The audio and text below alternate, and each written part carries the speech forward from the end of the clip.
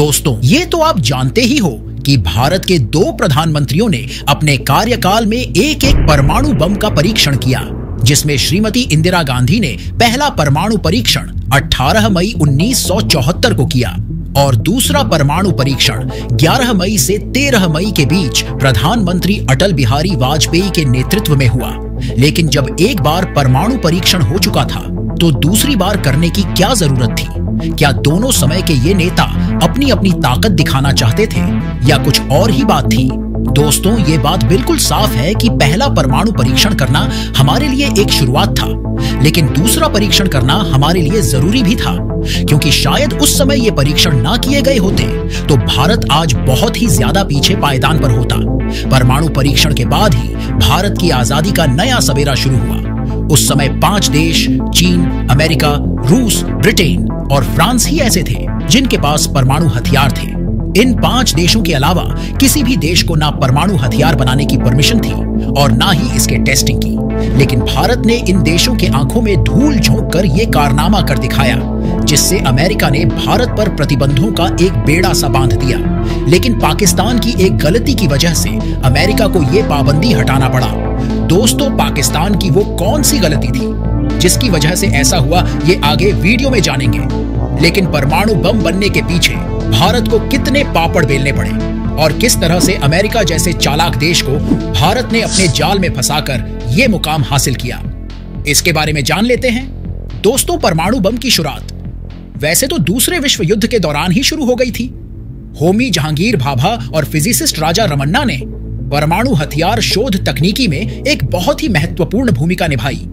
इस समय परमाणु पर काम चल रहा था, लेकिन धीरे धीरे चीन के युद्ध में भारत को लगा कि उसे अब शायद परमाणु हथियार की जरूरत है, क्योंकि इस समय भारत को अमेरिका से वो चीज नहीं मिला जिसकी वो अपेक्षा कर रहा था। इसके साथ ही भारत ने रूस से मदद लेना चाहा, लेकिन रूस का झुकाव चीन की तरफ था और दूसरी तरफ वो क्यूबा के मसले में उलझा हुआ था। इस समय भारत को एहसास हुआ कि अब वो दूसरे देशों पर निर्भर नहीं रहेगा, लेकिन परमाणु बम बनाने के लिए मटेरियल की जरूरत थी, जिसमें से कई मटेरियल उस समय भारत में नहीं थे।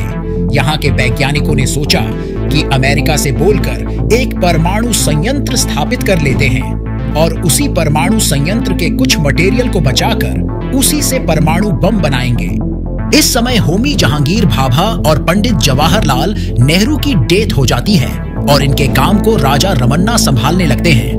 इनकी टीम में टोटल 75 वैज्ञानिक थे।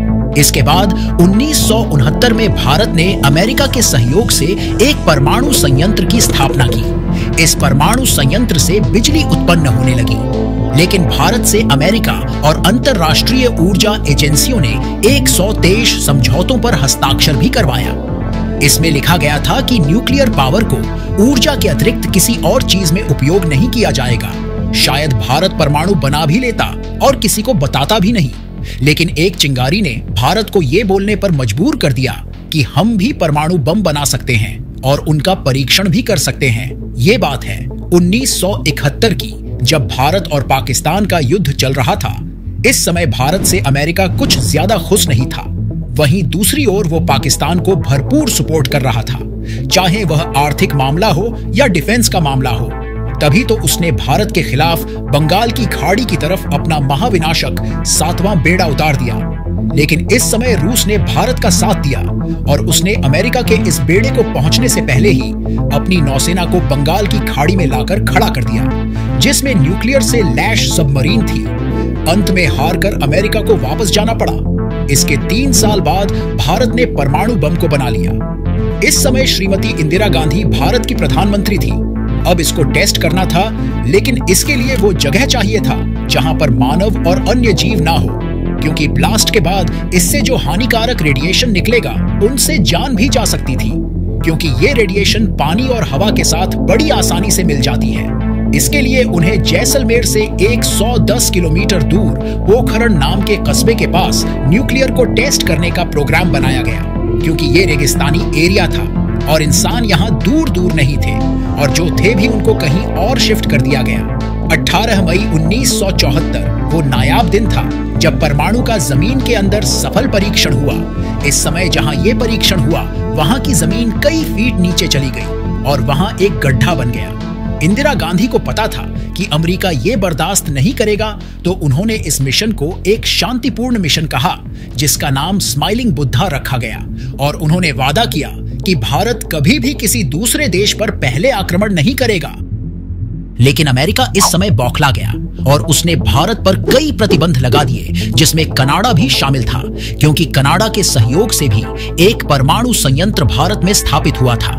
अमेरिका ने भारत को इतना धमकाया कि उसने ये भी कह दिया कि अगर भारत दोबारा कोई परमाणु हथियार बनाता है या परीक्षण करता है तो उसका अंजाम बहुत बुरा होगा।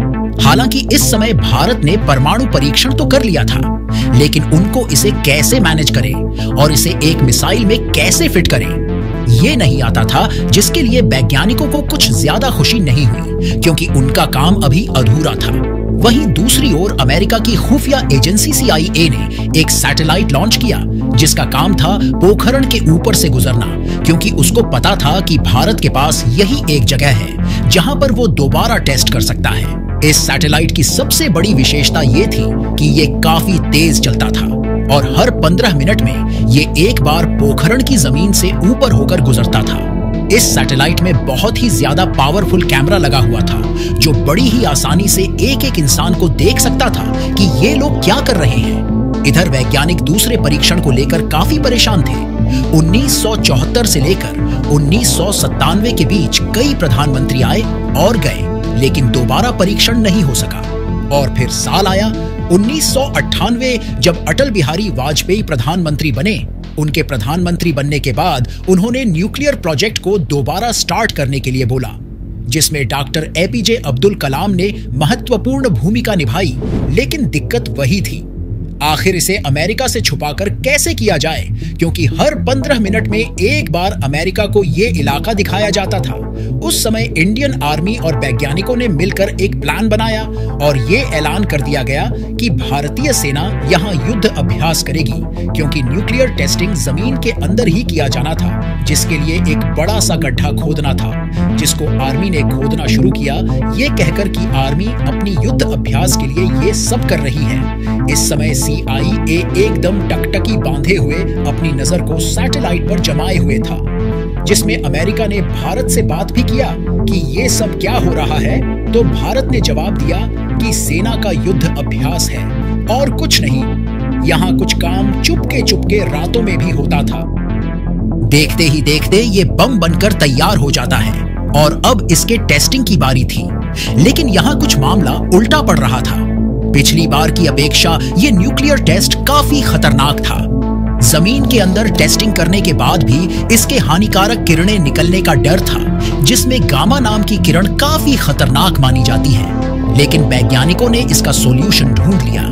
दरअसल प्याज इन गामा रेज को काफी हद तक कम कर देता है। इसके लिए प्याज को कई टन मंगाया गया और इसकी डिलीवरी बड़ी ही आसानी के साथ किया गया। गड्ढे में सबसे पहले आधे प्याज को डाला गया और उसके बाद बम को फिर आधे प्याज को डालकर ढक दिया गया। सब काम खत्म हो गया था और सैनिक इसके आसपास के लोगों को चेतावनी दी कि कोई भी इंसान छत या अपने घर में नहीं रहेगा। वो चाहें तो कुछ समय के लिए पेड़ की छांव में बैठ सकते हैं। इस समय सेना के जवान गांव के हर चप्पे चप्पे पर तैनात थे। जिस समय टेस्टिंग होना था उसके पहले ही मौसम विभाग ने अलर्ट जारी कर रखा था कि आज तूफान आने वाला है। हालांकि ये तूफान परमाणु बम की थी जो आज आने वाली थी। 11 मई 1998 दिन के करीब 3:45 हुए थे। इस समय हवा बिल्कुल शांत थी और अमेरिका की सैटेलाइट अभी अभी पोखरण से निकली थी। भारत के पास 15 मिनट थे और फिर होता है लगातार 3 बड़े धमाके के साथ ही कई वैज्ञानिक गिर पड़े थे। जहां धमाका हुआ वहां की जमीन एक साथ कई टन मिट्टी ऊपर उठाकर ले गई। लोग अब समझ चुके थे कि भारत का मिशन सफल हो चुका है। लोगों में अलग सी खुशी थी और 15 मिनट बाद जब सैटेलाइट वापस आया तो उसको धूल दिखाई दिया। शायद अमेरिका ने यह समझा होगा कि तूफान की वजह से ऐसा हुआ है, लेकिन उसका कट चुका है। शायद ये बात उसको पता नहीं चला। 12 मई को APJ अब्दुल की अटल जी से बात होती है और अटल जी टेस्ट की सफलता के बारे में पूछते हैं। APJ अब्दुल कलाम जी बोलते हैं, टेस्ट सफल हुआ और जितना हम लोग उम्मीद किए थे उससे कहीं ज्यादा हुआ। दूसरी सबसे बड़ी बात की अमेरिका को भनक भी नहीं लगी। इस पर अटल जी बोलते हैं कि बाकी के 2 और बचे हैं। उनको भी टेस्ट कर लो, वो भी सैटेलाइट के रहते हुए। हम दुनिया को दिखाना चाहते हैं कि हम भी परमाणु संपन्न हो गए हैं। अगर कोई हमारे देश पर हमला करेगा तो उसको मुंहतोड़ जवाब दिया जाएगा। इसके बाद 13 जून को सैटेलाइट की निगरानी में 2 परमाणुओं का और परीक्षण हुआ। Today at 15:45 hours, India conducted 3 underground nuclear tests in the Pokhran range. जिससे अमेरिका को पता चल गया और उसने भारत पर पूरी तरह से प्रतिबंध लगा दिया। लेकिन ट्विस्ट तो तब आया कि इसके एक हफ्ते बाद पाकिस्तान ने भी लगातार 6 परमाणु बम फोड़ डाले, जिसे देख अमेरिका ने पाकिस्तान पर भी प्रतिबंध लगा दिया। लेकिन जब प्रतिबंधों से पाकिस्तान की हालत खराब हो गई तो उसने अमेरिका से कहा कि आप मेरे ऊपर लगे प्रतिबंधों को हटा दो, नहीं तो परमाणु हथियार का ये आइडिया मैं सार्वजनिक कर दूंगा। जिससे हारकर अमेरिका ने प्रतिबंध हटा लिया, जिससे भारत को भी मौका मिल गया और इसने भी प्रतिबंध हटवा लिया। हालांकि इस समय 8 देश परमाणु संपन्न हैं, लेकिन इसमें से अमेरिका, रूस, चीन, ब्रिटेन और फ्रांस को ही न्यूक्लियर संपन्न देश माना जाता है। लेकिन दोस्तों, मानना और होना दोनों अलग है, और सच तो यही है कि भारत एक न्यूक्लियर संपन्न राष्ट्र है। दोस्तों, अटल बिहारी वाजपेयी, एपीजे अब्दुल कलाम होमी, जहांगीर भाभा, राजा रमन्ना, सारे भारतीय वैज्ञानिक और इंदिरा गांधी के इस महान कार्य के लिए 1 लाइक तो बनता ही है। अगर वीडियो पसंद आया हो तो सब्सक्राइब करके ही जाना। मिलते हैं नेक्स्ट टॉपिक पर, तब तक के लिए नमस्कार।